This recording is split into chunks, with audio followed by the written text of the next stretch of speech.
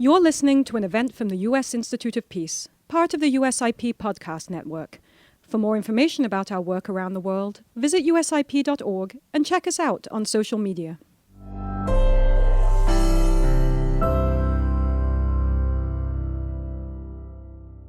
I would like to welcome to the stage the keynote speaker for today's luncheon, Admiral Gary Roughead, who will be introduced and interviewed by the Honorable Kathryn Wheelbarger.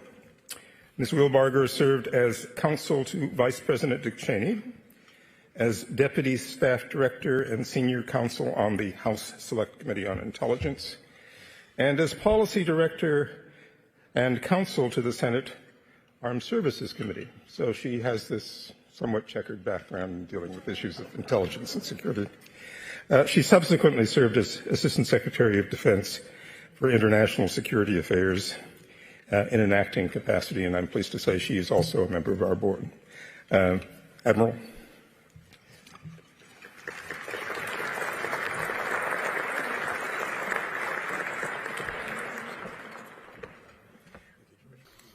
Good afternoon. Thank you, everybody, for being here today for this important event that I think is part and parcel of what USIP does for this country. It's a great pleasure for me to introduce our distinguished guest, Admiral Gary Roughead, whose extraordinary career and expertise make him uniquely qualified to address today our most pressing challenges in strategic stability and national security. He is a former U.S. Navy Chief of Naval Operations and has commanded both U.S. Pacific and Atlantic fleets. He is now the Robert and Marion Oster Distinguished Fellow at the Hoover Institute at Stanford University. Beyond his military service, Admiral Roughead brings extensive experience from the private sector, and academia, and currently serves on industry and academic boards. He also contributes his expertise to the Johns Hopkins University Applied Physics Laboratory and serves on the International Advisory Committee of the Maritime Policy Center in Haifa, Israel. He is also a member of the Council of Foreign Relations. He's also a longtime friend of the U.S. Institute of Peace. It's my distinct pleasure to have you here today. Thank you so much for joining us. Thank you, Katie. So we'll just dive right in. It's an era of... Before we do, I would just like to thank USIP for the invitation to participate. And I applaud the Institute for this event and bringing those who have served and those who will serve together to pass the baton at a particularly interesting time in our world. But beyond that, I would also applaud USIP for what they do and what they have done over the years. One thing that's not in my biography is I did not grow up in the United States. I grew up in countries to which I can't return. And it's that way because of the conflicts, because of governments that have taken those countries in a different and bad direction. And what USIP does is, one, to try to resolve those conflicts, and the other is to keep that from happening. So, Ambassador, and all of the people at USIP, thank you for what you do. It's incredibly important. It will become more important in the future as we move into a very, very different world. Thank you. And as we look at that geopolitical landscape and an era of increasing complexity, and the topic du jour being strategic stability, let's reflecting on that concept, particularly given your background as CNO, and with the shifting tides of the environment. How do you think about that concept today? Yeah, if you go back to some of the initial concepts of strategic stability, it takes you into the nuclear realm, and even though I think we may be getting closer to a line of instability, the fact that we have some significant conflicts going on in the world with countries that possess nuclear weapons, the fact that they have stayed in the locker, I think, speaks volumes. But times are changing.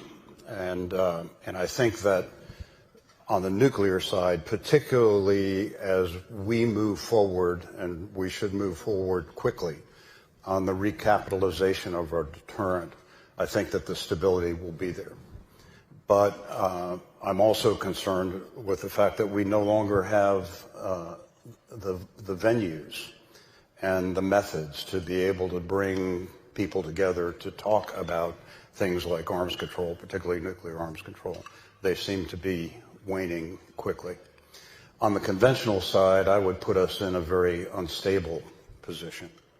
The fact that there are two brutal wars that are taking place, the tensions in the Western Pacific, what I call the malign alignment that we see playing out and has been playing out for some time.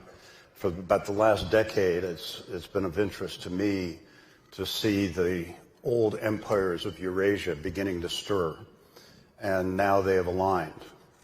And whether it's the Chinese Empire, the Russian Empire, the Persian Empire, and I would say as a result of events in Syria, I would not be surprised if we see the Ottomans begin to look at the Middle East in a very, very different way. So, I think it's important that we look back on history, look back on the drivers of those countries and cultures, and that's going to play out. We also are moving into a technological period, the likes of which, we've not seen before. I mean, you can go back in history and people talk about how technology has always been changing. In fact, one of my favorite quotes is from one of my predecessors as CNO, who in 1923 said, "Going to sea used to be fun, and then they gave us radios."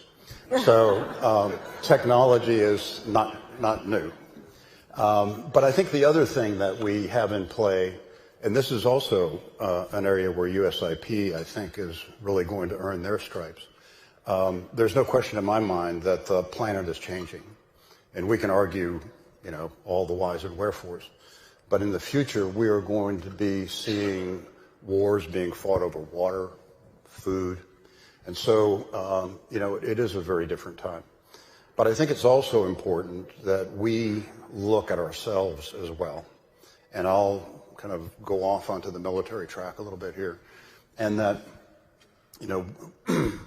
we are spread quite thin as a military around the world.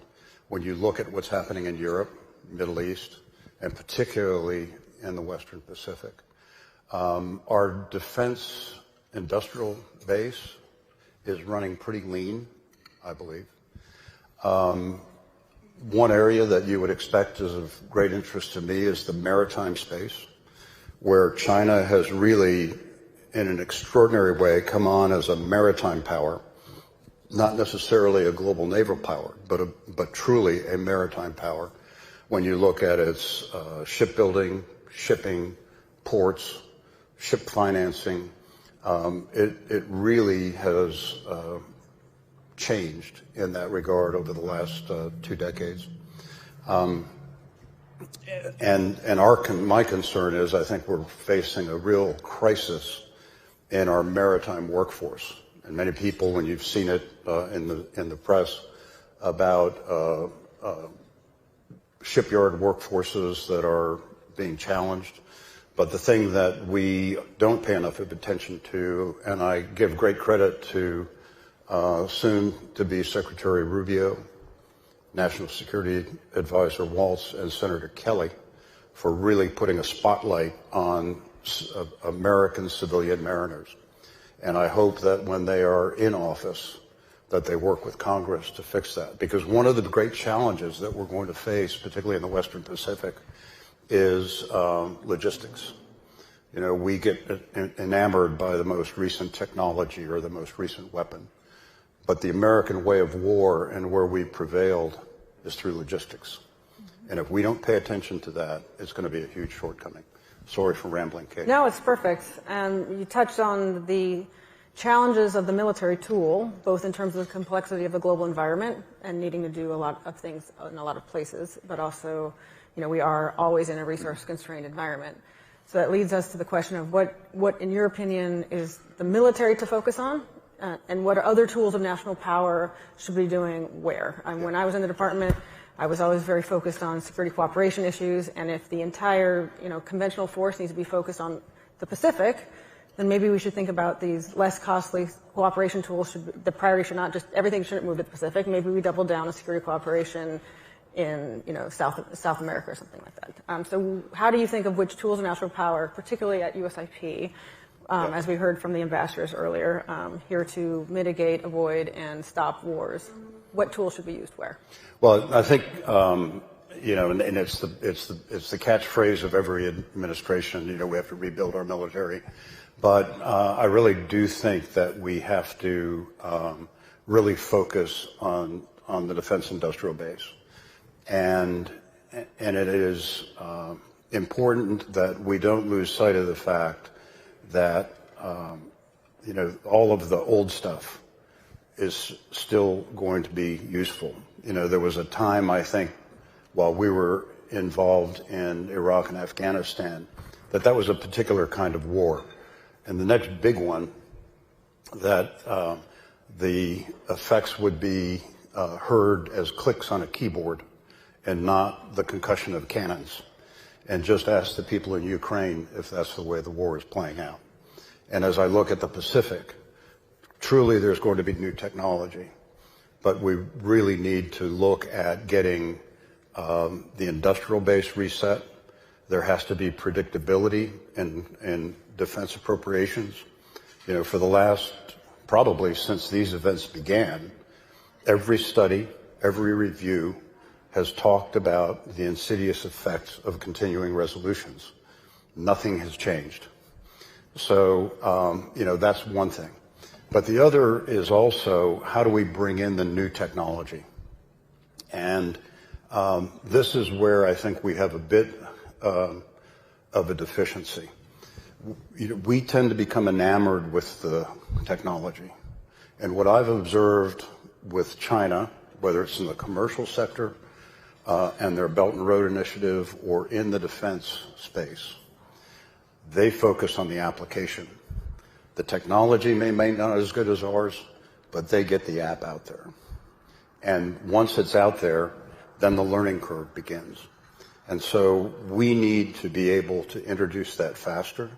We need to be able to engage in exploratory technologies and fund those in a way that allow companies to make mistakes and to reset, but we also have to give it a timeline. Now, in the other aspects, diplomacy and development are, in my mind, game changers. We can send our troops to engage in various countries around the world, but development is required. A few years ago, I co-chaired a study at the Council on Foreign Relations on the Belt and Road. And I've been watching the Belt and Road since about 2010. On a visit to Cambodia in my past professional life, that was my first physical view of what the Belt and Road was. But after we did the study, we were engaging with some diplomats in Southeast Asia. And at the end of it, they said, you guys got it right. It is predatory. It doesn't create a workforce that advances our country. But we need development, and we're going to get it where we can get it. Another case was visiting a country where China was building a new port. And we raised that issue. Some colleagues and I raised the issue, eventually moved up to high levels of government. And they said, we got it. We need some more controls as to what's going on. And as we're leaving the conversation, one of the officials said, you need to understand one thing. We needed the port, and the only people that bid on it was China. And so we need to think about how we bring that into play. We need to think about how we can employ organizations like USIP very effectively. And I think the other area where China has been successful on the diplomacy side is it tends to happen at the at the national level for us. But China is at the national level, they're at the regional level, and they're at the municipal level. And they're bringing that technology, the old Belt and Road of the brick and mortar. It's now going to be digital, it's going to be health, it's going to be energy, and they're going to be working all levels. And if we don't, working with business, working with other institutions other than the government, we're going to be at a disadvantage. So diplomacy and development are absolutely key. One of the key technologies is looking at the new technology-infused military, for example, and needing to more rapidly adopt technologies that we hear a lot about is artificial intelligence, and how that's going to change a lot of how we do business and how we do military operations. What are your thoughts on both how we should be better equipped to adopt those technologies, like what do we need to do better to allow that to happen in the department, but also how do we deploy those technologies better? Yeah. You know, if you go into the Department of Defense, I would say you go into any department in the government today, and you're going to find a new innovation office. And we have a lot of these entities that are springing up to do innovation. And that's more overhead, but what is the output of all of those? And so what we really need to be able to do is how do we take the benefits of AI, whether it's in a commercial space or in the military, and get it out there. And this is where it sounds like I'm using the China model. We have to move to the apps faster. We can't simply, worship the technology. We have to get it out there. Within defense, there are some systems that, someone might say, well, you're a dinosaur and you just want to build more new airplanes or whatever. But it's in those platforms where we're going to use AI to enable them. If we don't build them, we're not going to be getting it out there to begin that learning curve. The other area that I think about quite a bit is AI as it applies to the nuclear enterprise and the use of AI in nuclear command and control. In conversations I've had with Chinese interlocutors, you can infer, and they probably infer from us, that that's not a good idea. But I just asked the question, when has a military not employed breakthrough technology? When it's been there and they said, that's breakthrough technology, we're just going to put it aside. That has never happened. Now, I think that there is a desire to not let AI take over the nuclear deterrent. But what will all the peripherals be that are running on AI? Do we understand that? Do we understand what an adversary might be using that AI for? And so I think we really need to spend a lot of time thinking about that. And that's why I believe some of the dialogues, as frustrating as they can be, we have to be able to continue to talk. Because if we don't get the insights and we miss the opportunities to perhaps steer and influence. With the rise of those advanced technologies, not just AI, but cyber writ large, space, comes with an increasingly complex discussion of deterrence as a doctrine. So what are your thoughts of how we increase the deterrent capabilities of the United States in a world of these increasingly, rapidly adapting technologies? I think, we've been moving on cyber, but the area of concern for me are some of the public infrastructure, and how do we go back and get back into systems that have been there for decades, and how do we harden those up on the cyber front? I think AI in cyber defense is going to be big, but there's no question that space is you've heard the folks talk about it as a war-fighting domain. It is going to become more important rather than less important. And when the idea of a space force was kicking around, I was an early proponent of that. A lot of people were surprised that this Navy guy is supporting the Air Force, but that's true. Because I will tell you, in today's world, sea power depends on space power. because we don't have the cables that you can stretch across the ocean and plug into your ships. It's all about space. And so the work that we're doing there to harden, provide countermeasures, provide counters, this is hard stuff. But I think we have to move there. I think we also need to begin to think in terms of moving into that, what they call cislunar space, which is between Earth and the Moon. That is going to open up entire new opportunities to even go beyond the Moon. And this is where I think it's so important that we fall back on our strengths. And as Katie mentioned, I'm affiliated with a university. I'm affiliated with a university affiliated research center. And the work that comes out of those institutions doesn't happen anywhere else in the world. The one with which I'm affiliated, if you just think back on Christmas Eve, the Parker Solar Probe doing science closer to the sun than any object has ever flown before. The same organization did planetary defense and did the DART experiment that deflected a meteor. Also flew a spacecraft farther from the Earth than ever before.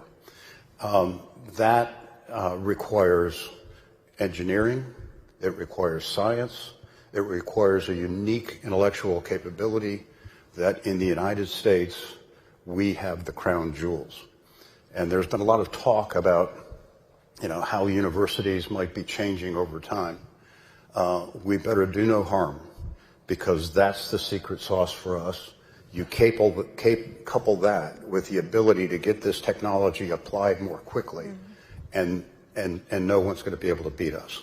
So it's intellectual capability, it's creating the environment and the mechanisms to allow some of this exploratory science to take place. And as efficient as we want to be, fixed price contracts are probably not the way to move into the future. You're going to fail.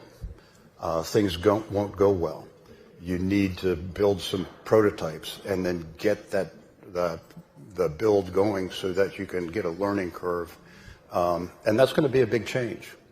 And to beat the drum again, maybe this time it'll be different. You don't do that with CRs, continuing resolutions. John's going to fix that. I'm sorry? I said John's going to fix that, our congressional expert. So last question from me, and then I'll open up to the audience. I think we have a few minutes designated for questions from you. Sort of shifting a little bit from the technology to just pure policy questions. So we have an incoming team.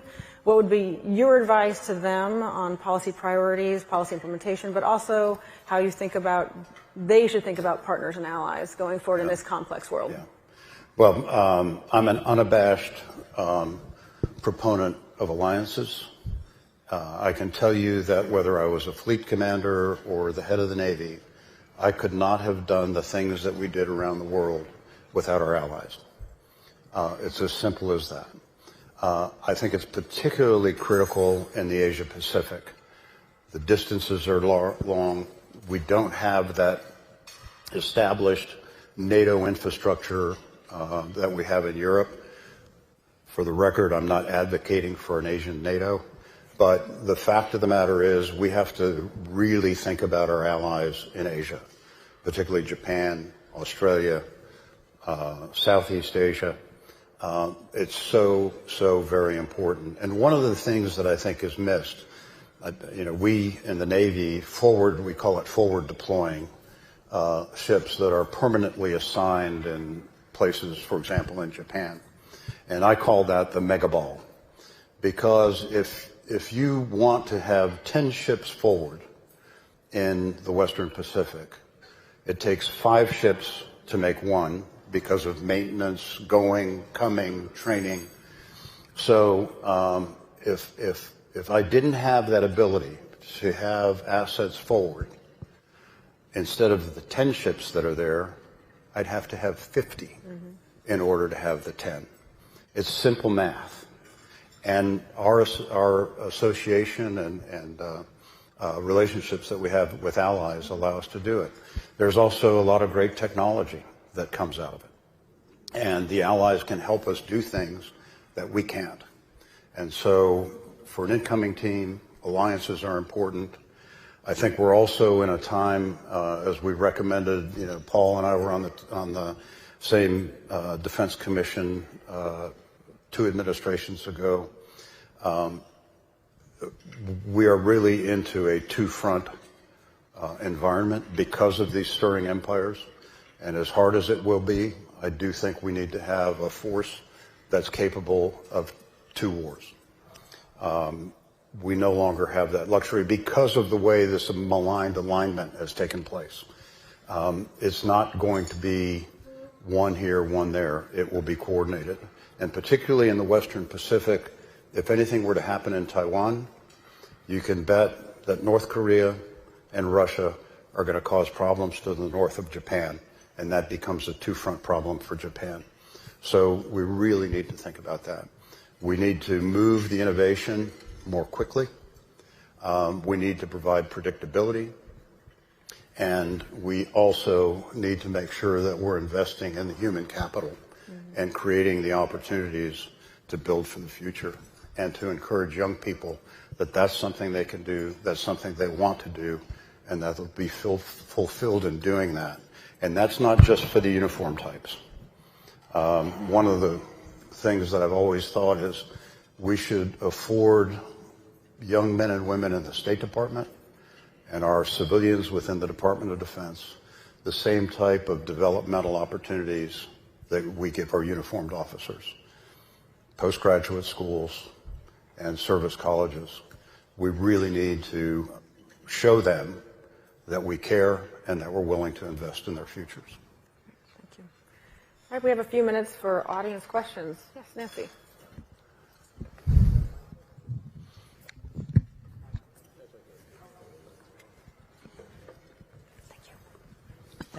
Thank you very much, Admiral. That's a very interesting perspective you have, and talking about a lot of the deficiencies that we have and the future. If you could give any advice to the incoming administration over the steps in the first 6 months or even a year, what would that be? I think what I would give them, the advice would be value the alliances and understand why they're important.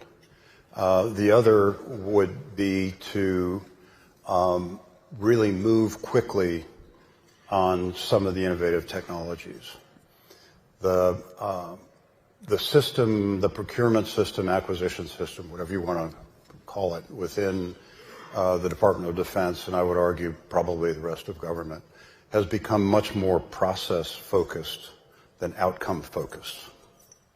And I would venture to say that you probably have had more people get in hot water in acquisition because they deviated from the process, not because they didn't deliver a product that was effective.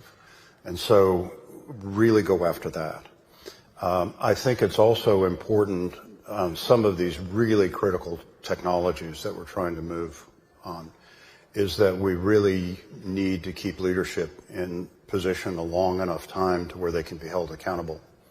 When I look back at some of the transformational things that have happened in warfare, starting with the atomic bomb, and following that with the nuclear submarine, which really made a submarine truly a submarine. And the third, in the world that I lived in my time of the Navy, integrated air and missile defense, which I think is going to become hugely important. What was common among those 3 programs? There was one person in charge for a long time, and they controlled everything. It was Groves and the Manhattan Project. It was Hyman Rickover for the nuclear submarine, and it was a gentleman by the name of Wayne Meyer for integrated air and missile defense. One could argue Hyman Rickover maybe stayed a little bit longer than he should have, but the fact of the matter is that we really need to not have people skipping around, but dig in, ride that. It has to span administrations. It can't simply change and change and change. And I would submit on AI, some of the space initiatives, that's the type of program that we have to have. I'm loath to call it another Manhattan Project, but but I think you understand what I'm saying. Thank you. Yes, please.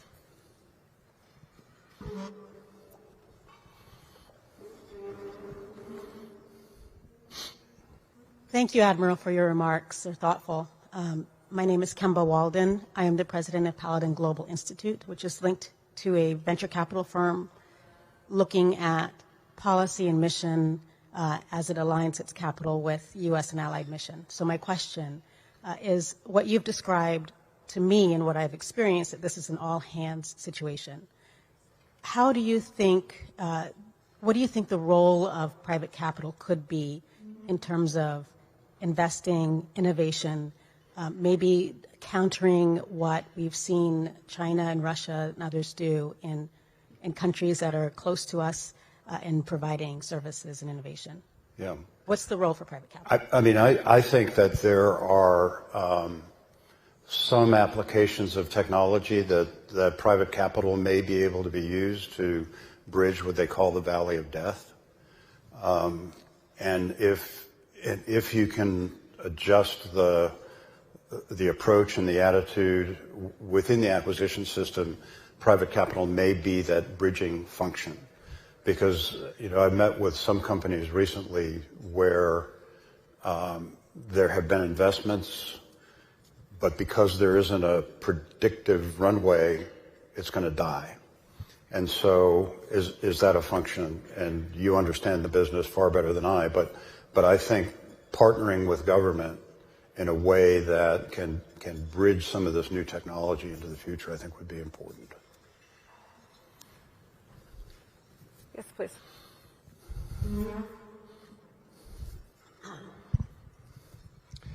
Thank you, Admiral. Thank you, Kathleen. I'm Ray Dubois, a member of the USIP International Advisory Council. And I can tell this is going to be a hard question, Ray, because you always ask me hard questions. And I come from the land of the formers. Given your commands both in the Pacific Fleet Command and Fleet Forces Command in the Atlantic, you are particularly, I think, qualified to address the renewed discussion on the Panama Canal and how it's managed to the benefit of our country and our industry and our economy and our security. Various individuals have placed flags on various pieces of property, like the Chinese at both ends. So I'd like your views. Yeah. I think that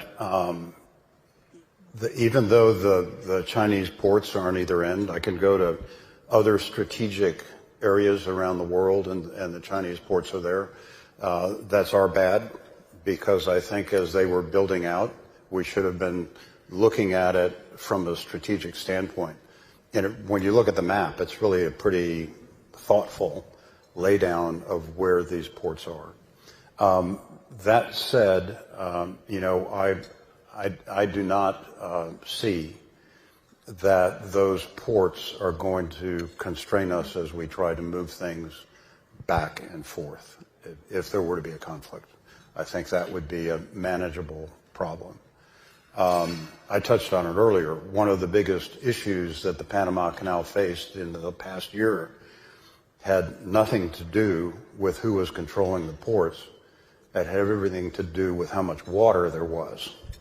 And so, it's easy to get wrapped up on the potential controls on either end, but there are other issues as well. But right now, that is not high on my list. What has really disrupted global commerce, or has changed global commerce, and made it a bit more expensive, is the Houthi proxies in Yemen. They have completely changed the flows into the Red Sea, deprived Egypt of a significant amount of revenue, and I think it's safe to assume that the amount of money that Iran gives the Houthis is about the same as it costs to run a big think tank in Washington, D.C. And so that's a little bit more disruptive than who has the port on the either end. And we need to think a little bit more about that. I think we have time for one more question. Yes, please.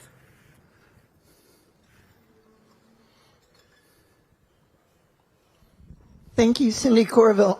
Thank you for your presentation. 2 questions.